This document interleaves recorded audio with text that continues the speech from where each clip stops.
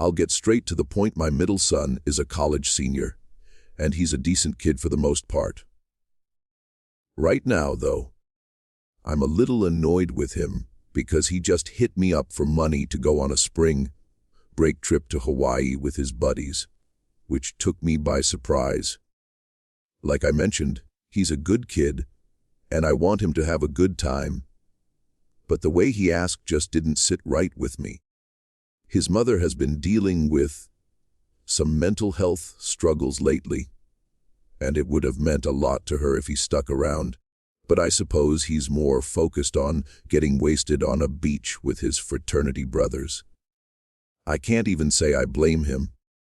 I was exactly the same at his age, and I see a lot of myself in that boy. The whole situation actually got me thinking back to my own college days and reminded me of something I haven't thought about in years, which is the story I'm about to share. Funny enough, my son is the one who introduced me to this page, so maybe he'll get a laugh out of this if it gets read. I went to Wharton, class of '85, something I'm still incredibly proud of. It was, and still is, the most prestigious business school in the world, and I took that reputation seriously. I had my share of fun, but I also worked my tail off. It was a different era back then. A lot of my classmates were wild. Wolf of Wall Street wild, and I did my best to steer clear of that lifestyle. My junior year, though, I did something a little impulsive. I was dating a Puerto Rican girl named Maria Munoz, who I still think about fondly. Sometimes I wonder how different my life might have been if I'd taken things further with her, or some of my other girlfriends at the time. Instead of going home for spring break, like I usually did, Maria convinced me to come to Puerto Rico to meet her extended family. It was my first time on the island, and I was eager to make a good impression, so I agreed without a second thought. That said, I was a nervous wreck. I didn't want to mess anything up, and Maria often joked about how open Puerto Rican families were, so I knew they already knew a lot about me. As it turned out, most of my anxiety was unfounded, since I got along really well with everyone I met, and they seemed to genuinely like me. Most of the trip was spent meeting her relatives, but we did have time for a few outings on our own. I mean, it was spring break, after all. One of those outings was a hike through El Yunque, which, fun fact, is the only tropical rainforest in the U.S. National Forest System. Neither of us had a car, obviously, so Maria's mother drove us and dropped us off at one of the most popular trailheads. The two of us were pretty mischievous, so we definitely took advantage of the fact that neither of us had to drive. The plan was to hike, enjoy the scenery, and sneak a little rum and weed. Everything was lining up to be perfect. But we quickly realized there was a big problem. The trail we were most excited about was closed. I don't remember why. Flooding, maintenance, something like that. But all I remember was that Maria was really upset. I tried to calm her down and suggested we could just hike one of the many other trails the forest had to offer. She wasn't having it, though, and told me that the trail we'd planned on was like the premier trail, and the others didn't even come close. How one hiking trail could be astronomically better than another, I really couldn't tell you. She was adamant, though, and I had long since learned the dangers of arguing with her over something like this. So I asked her what she wanted to do instead. She told me we should just hike the closed trail anyway. Like I said, I was kind of rebellious back then, and so was she. So when she proposed that idea, I was on board. We'd come all this way, and now some rule was going to stop us. No chance. She gave me a look, and that was all it took. We made sure no one was around, slipped past the barriers, and started up the trail, laughing like a couple of idiots. At first, it was exactly what we wanted. Better even. It felt like we had the whole forest to ourselves. which was especially awesome given how popular this trail would have been otherwise. Imagine visiting a world-famous natural site, except you're the only one there. That kind of exclusivity is hard to come by. Anyway, we hiked for a good while, passing little waterfalls and admiring the beauty of the forest. And yes, we were also drinking. Not excessively, but just enough to feel a good buzz. It was really fun, I have to be honest. But then, out of nowhere, Maria screamed and jumped back, almost knocking me over. That instantly put me on high alert, even though I didn't know what had scared her. I looked around frantically until I saw it. A little further down the path was what looked like a freshly decapitated mongoose. Let me repeat that. It was a mongoose, a big one too, and its head looked like it was completely missing. I told Maria to stay where she was and approached the carcass by myself, hoping it might be a stuffed animal or something. It wasn't. I inspected it without getting too close and confirmed what I initially thought. Its head had been cleanly sliced off. The cut was too precise for it to have been anything other than a knife wound, which was downright disturbing. The worst part, though, was that the body hadn't started smelling yet, meaning it probably hadn't been there for very long. Maria was shaking. I was mostly shocked by it. I tried to reassure her by saying something dumb, like how crime in a national forest was unlikely, even though I couldn't explain it myself. I put my arm around her and ushered her past the body, trying to block it from her line of sight. All I could think about in that moment was putting some serious distance between us and that poor lifeless creature. We walked in silence for a while, and even though we distanced ourselves from the mongoose, I could tell the moment was gone. The adrenaline rush had worn off my buzz and erased my good mood. As bad as I felt, though, I could tell that Maria was significantly more shaken. And I couldn't imagine she was even enjoying herself in the slightest. She said she wanted to stick to our original plan of hiking the whole trail to the other side, but it was obvious she didn't want to be in that forest anymore, and I couldn't blame her. As we were walking, I couldn't help but rack my brain, trying to figure out what we had stumbled upon. It didn't make any sense. I wasn't aware of the hunting laws there, but I couldn't imagine that hunting in a national forest so close to a pedestrian trail could be legal. And yet, that was the only explanation I could think of. Why they had left that mongoose's body there to rot was beyond me. But there was no other rational explanation. Maybe it was a hunter who had seized the opportunity to have that part of the forest all to himself, like we had. I really didn't know. Maria and I hiked another mile or so, with me trying to cheer her up the whole time, but nothing was working. Eventually, she admitted she wasn't feeling well and wanted to turn back. I didn't argue, although I was definitely dreading having to walk past that spot again, mostly because I wasn't sure how it would affect her, and I just wanted her to feel comfortable. We retraced our steps, and I could tell we were closing in on the spot where the mongoose had been. I told Maria to keep her head down so she wouldn't see, and she did. I braced myself as we turned the final bend, but when the spot came into view, the mongoose was no longer there. Someone had moved it. My heartbeat started racing, and I instantly began scanning nearby trees, terrified that there was someone hiding among them. I was not prepared for what came next. Instead of seeing a person, I noticed something hanging from one of the trees. It was a mongoose, strung up with twine, its paws tied together. There was a sickly green liquid dripping from its body that hadn't been there before, and it was rotating slowly in the wind.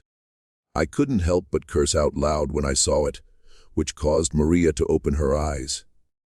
As soon as she saw it, she let out an awful, blood-curdling scream of pure terror. Before she could freeze up, I grabbed her wrist and told her to run. We took off sprinting down the trail, trying not to trip over each other.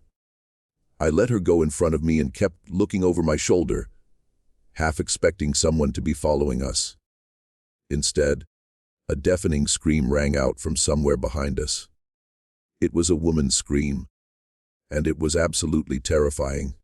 It sounded like the kind of scream someone getting attacked would make. I felt Maria's body jolt mid-stride, and for a second, I thought she was going to collapse. She let out this panicked sob and tried to push herself even harder, but she was already out of breath.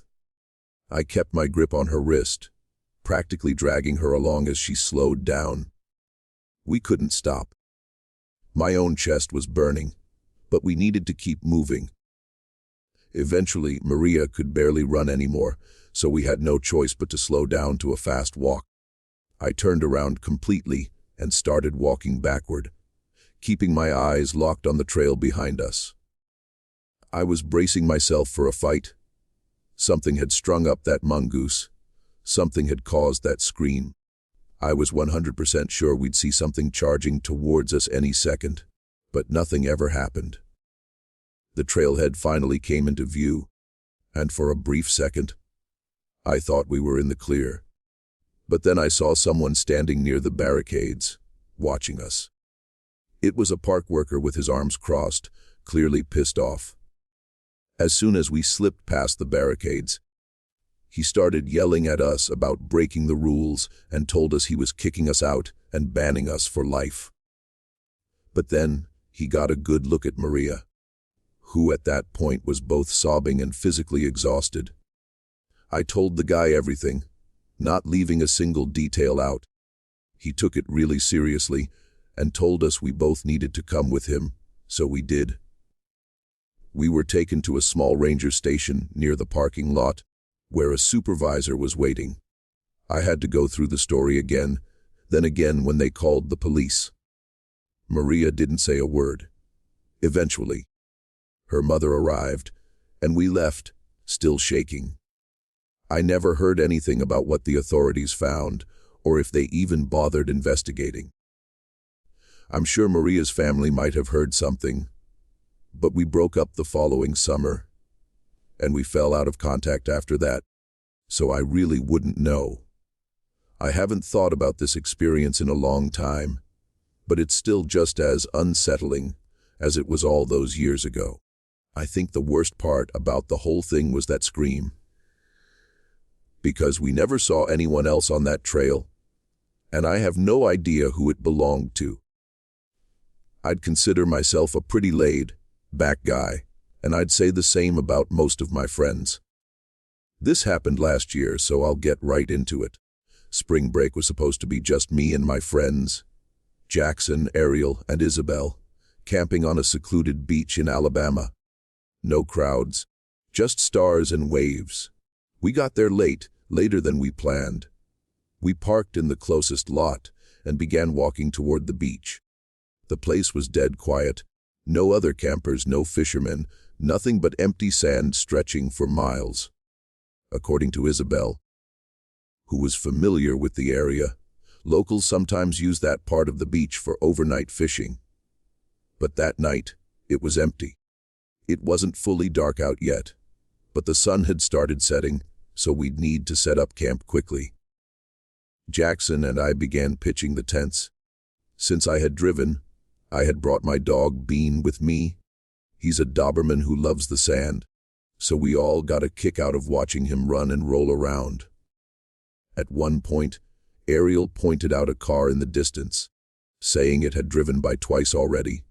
I turned and saw an old, beat-up looking SUV slowly rolling past on the narrow access road that ran parallel to the dunes.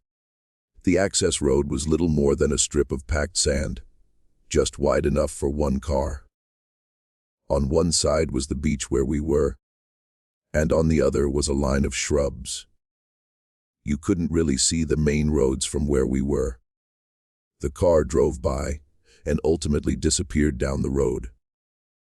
The four of us shrugged it off and went back to setting up, and by the time we finished, We decided to crack a few beers and chat in a circle. The girls drank seltzers instead of beer, which we made fun of them for. It was almost fully dark at that point. I can't remember who noticed it first, but that car that had driven by was back again. Only this time, it stopped when it was parallel to us. The driver's door opened, and a man got out. I could tell it was a man because he was really tall, although I couldn't make out any features of his face. He began walking toward us, and the girls got nervous. Jackson and I told them not to worry and got up to intercept the man before he could reach our campsite. Bean was already on high alert, so I told him to come with us. As we got closer, I started to notice that he was walking oddly. There was this slight limp in his step, and he almost stumbled a few times. When we got close enough, Jackson said, "How's it going, man?" Trying to keep things light. The guy didn't waste any time. He immediately said, "You're on my property." He slurred his words a bit, and I figured he was a little drunk. I told him we thought the beach was public land. Keep in mind, it was really unlikely that some dude owned the beach. There were no private signs anyway. After I said that, the guy didn't answer. Instead, he pulled out a knife. Bean started growling in response to the man's body language, which honestly should have scared the guy off given how scary Dobermans look. But he didn't budge. Instead, he started running toward us with his knife outstretched. Bean charged at him and jumped to attack his arm that was holding the knife, causing him to fall to the ground. I yelled, "No," at the top of my lungs, as I didn't want my dog to get stabbed, but Bean somehow got the dude to drop the knife. The man screamed in pain as Bean bit his arm. I whistled for him to get off, and he listened. He ran back to my side, but kept his eyes on the guy, who was now writhing in pain on the ground. Eventually, the guy got up and started running back toward his car. Jackson and I ran back to the girls, telling them everything. By the time we finished, that SUV had driven off. The girls wanted to pack up and carry everything back to the car, but there was a part of me that was nervous about that plan. That guy was unhinged. There was no telling what he'd do, and I wasn't keen on walking in the dark with my hands full. Isabel made a good point, though, saying he might return with a gun or something. I told Ariel to call the police and tell them where we were and what had happened. Once the police were close by, the four of us started walking toward the parking lot with our stuff. Bean was on high alert, and I have to admit, the only reason I felt even remotely safe was because of him. I noticed lights up ahead near my car and was relieved. The officer stepped out to take our statements, and I was not ready for what happened next. He quickly pointed out that my car's tires were slashed. I was horrified to find out they were. The officer unholstered his weapon and told me to unlock the car, which I did. He opened my trunk, but thank God it was a false alarm. The officer was nice enough to help me with my tire situation. Thank God we brought Bean with us that night. That guy was probably a drunken lunatic. It could have easily been a quadruple murder if he had gotten his way. Finding a nice, secluded place to hang out is definitely an awesome time, but it obviously comes with its risks. It was spring break 2023. My friend Michelle and I booked a trip to Miami for a weekend. It was both of our first times in Miami. We were both 22. We stayed at some full house rental in Wynwood, which was like a 20-minute Uber from the beach. We got there on Thursday and were staying until Monday. We landed pretty late in the day Thursday, so we just went out to some nearby bars for the first night. It was fun. The following day, we Ubered to Miami Beach to have a beach day. We brought towels from the rental and just laid on the beach for hours. Multiple groups of guys approached us, and we just rejected them or whatever. But there was one guy who approached me. specifically me, who just had this really charming accent, seemed like a nice, forward person, and honestly, everything about him was handsome, from his hair down to his physique. He introduced himself as Will. He asked what our plans were for the night, and asked for my number, and honestly, I gave it to him. Then he was off on his way down the beach. He didn't seem to be with anyone. We watched to see if he'd stop and try to get more numbers, but he didn't. He was just walking away, looking at his phone, and eventually walked off the beach in the direction of the street. Michelle was a little jealous that he showed me more attention. I could tell. Later that day, after the beach and some bars, we left Miami Beach because it was a little too crazy for us. Definitely because it was spring break, but it was just a bit much. We returned to the rental with some drinks and snacks from a nearby store. We drank in the backyard by the pool, listening to music on Michelle's speaker while we plotted our night. It was around this time I shot Will a text, asking what he was doing for the night. He responded very quickly, saying he and his friend didn't have plans yet, and then he suggested the four of us go out by us in Wynwood. Michelle jokingly asked if the friend was cute, but I wasn't going to ask that. We made a plan for Will and his friend to come pregame with us at the rental. So they came around 8. The friend's name was Ken, and he was surprisingly good looking as well. I could tell Michelle was pleasantly surprised. They brought their own drinks and left them on the counter in the kitchen, and we drank in the yard for like an hour. They seemed very normal. All seemed like it was going well. We eventually walked to a nearby bar, also in Wynwood. I have to admit Michelle and I were already drunk, and Ken and Will kept buying rounds of shots. Things became a blur pretty quickly. I wouldn't say I blacked out, but bits and pieces of my memory became foggy at that point. Eventually, Michelle and Ken went to another side of the bar, presumably to hook up. So I was alone with Will for quite some time. Eventually, I had to go to the bathroom, but before I left, I remember him calling out, "What do I want for my next drink?" I replied back, "A tequila soda."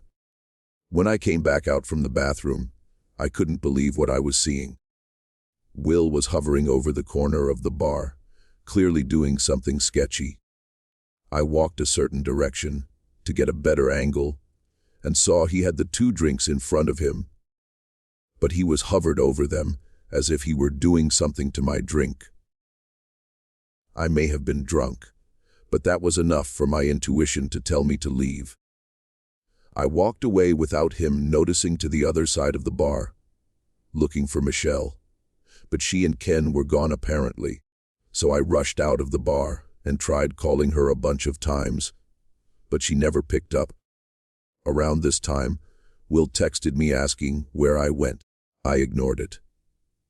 I texted Michelle a bunch of times, asking what happened and where she was, and then I eventually dropped the bomb that I think Will was trying to roofie me, and that we should get away from these guys. I started walking back to the Airbnb. This was when Michelle texted back, asking why I thought he was ruining me, and I said because he was hovering over the drink he ordered for me, doing something to it. She texted back, maybe he was just on his phone. I tried calling her, but again she didn't pick up. She texted back instead, saying, "I'm still with Ken.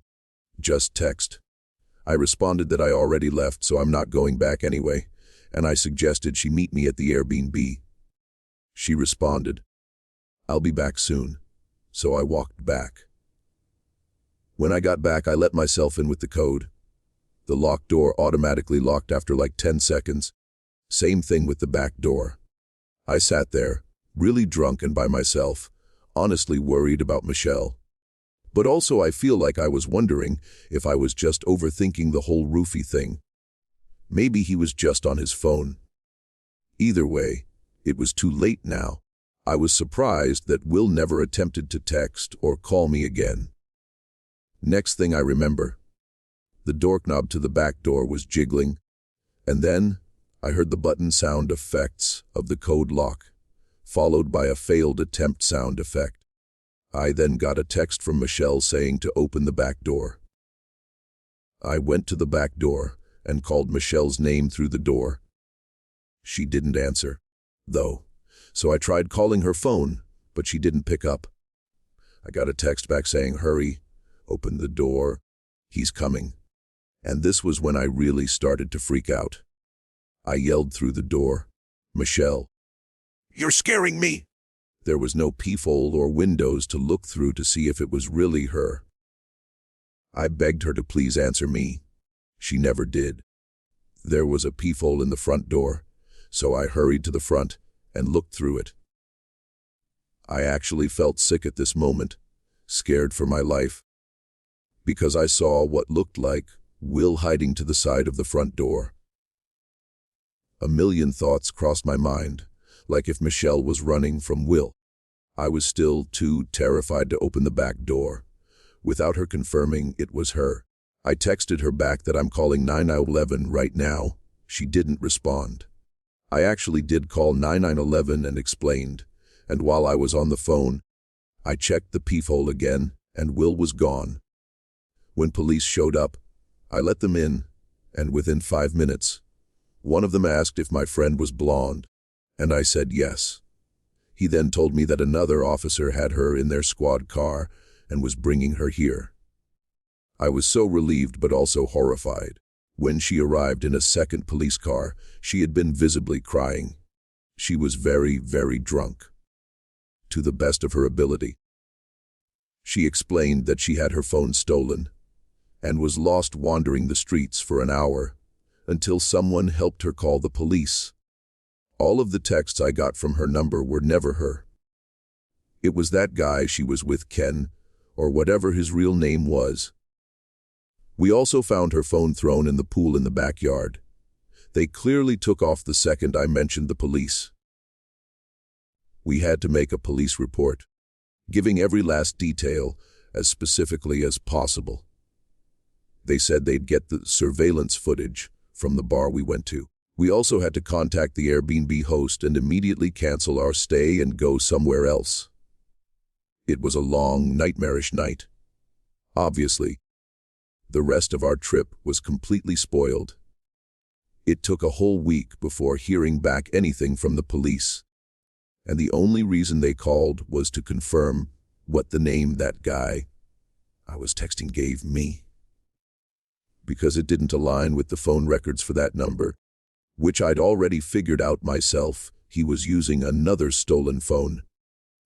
After that, I never heard from the police again, which is absolutely sickening.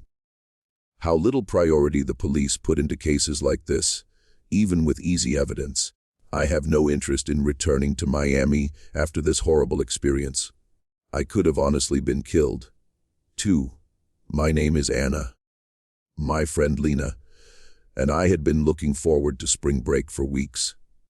We were two broke college juniors, desperate for a change of scenery, but neither of us could afford the classic trip to Mexico or Hawaii, so we were kind of restricted to somewhere in the continental U.S., preferably not too far away.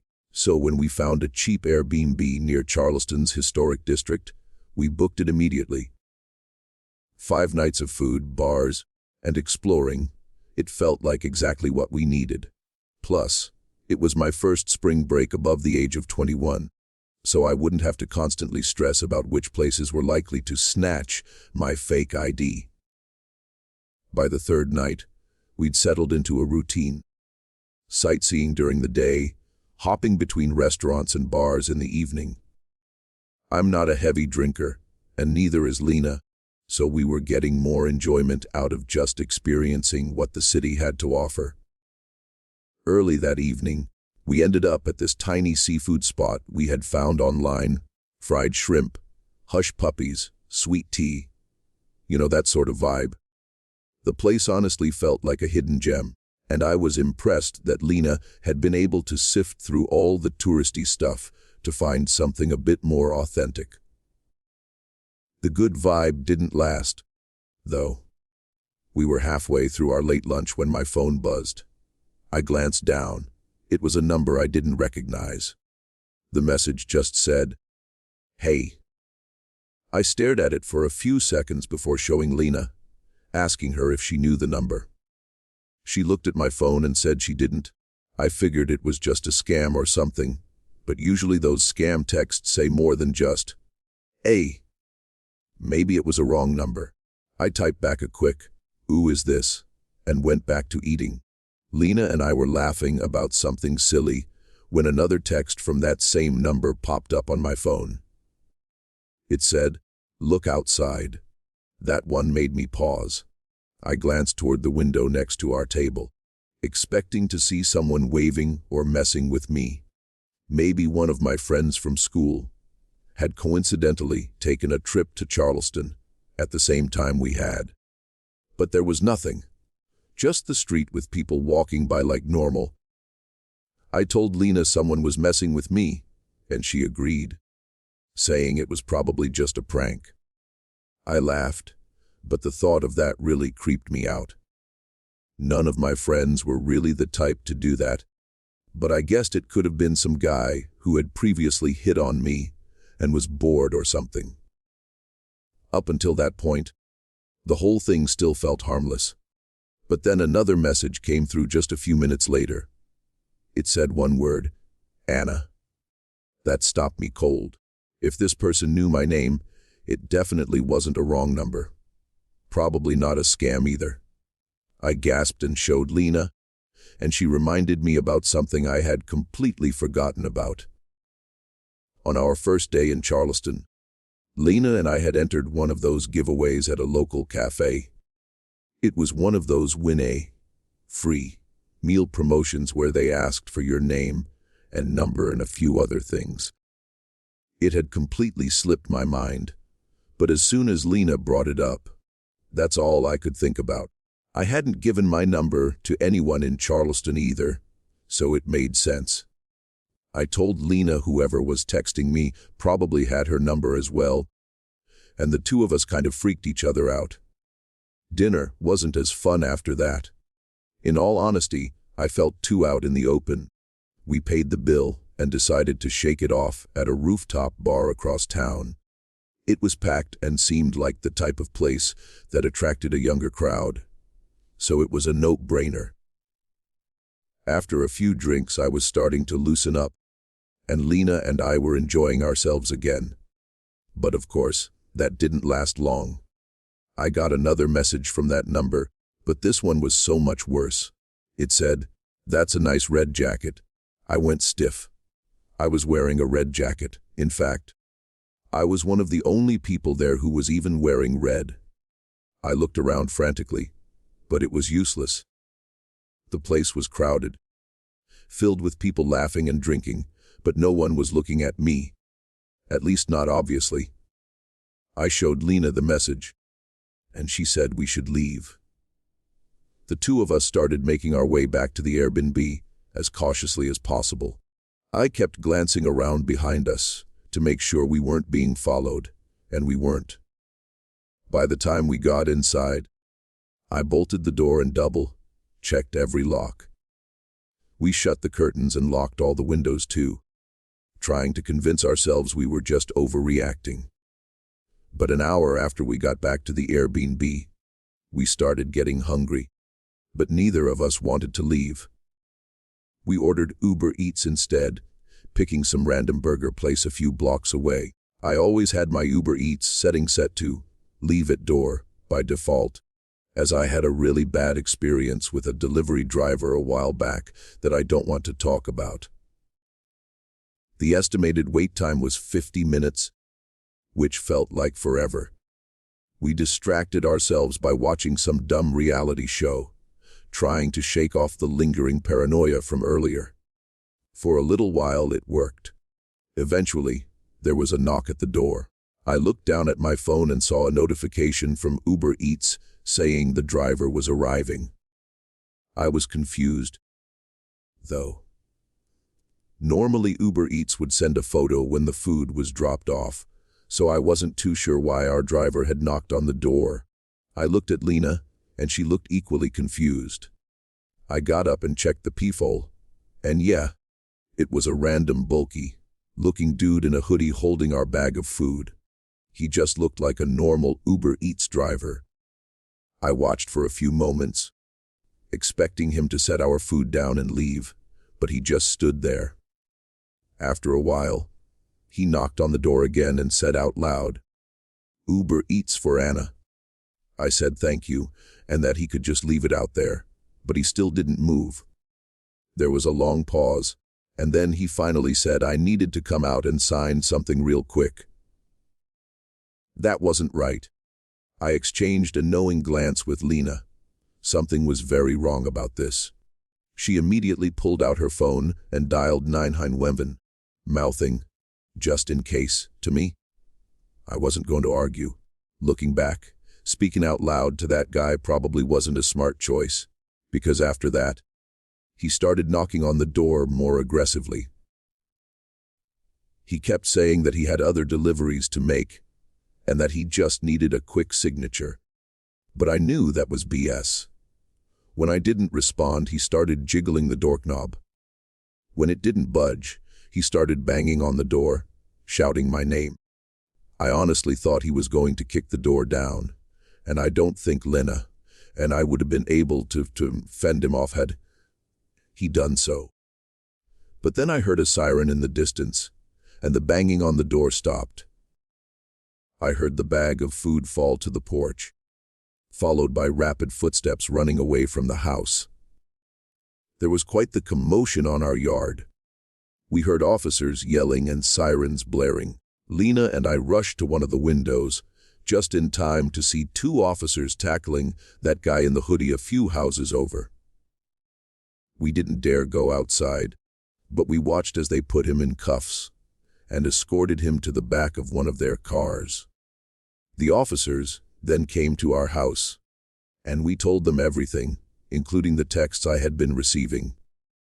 By some miracle, one of the officers had been patrolling just 2 blocks from our Airbnb when Lena placed the call, which explained how they showed up so quickly.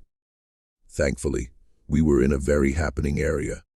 They took our statements and told us we'd be hearing from them soon. It turned out our cafe theory was spot on. He worked there. He had taken photos of the giveaway forms and had been following us since that afternoon. Probably because we had written down that we were just visiting for spring break, and that made us easy targets or something. The cops' running theory was that he had followed us home from the bar and waited outside our house. When the Uber Eats driver pulled up, he must have convinced him to hand over the food, maybe pretending to be my boyfriend or something. The guy also apparently had a criminal record, which made the situation even worse. We were dealing with someone with a very violent history, and that was downright terrifying. The rest of the trip kind of sucked, and when it got time to leave Charleston, I was relieved. I still don't know what that guy's plan was. Maybe he thought if we opened the door, he could push his way in and do God knows what. Either way, I try not to think about what would have happened if Lena hadn't called the police when she did, or even worse, if the police hadn't been able to get there in time.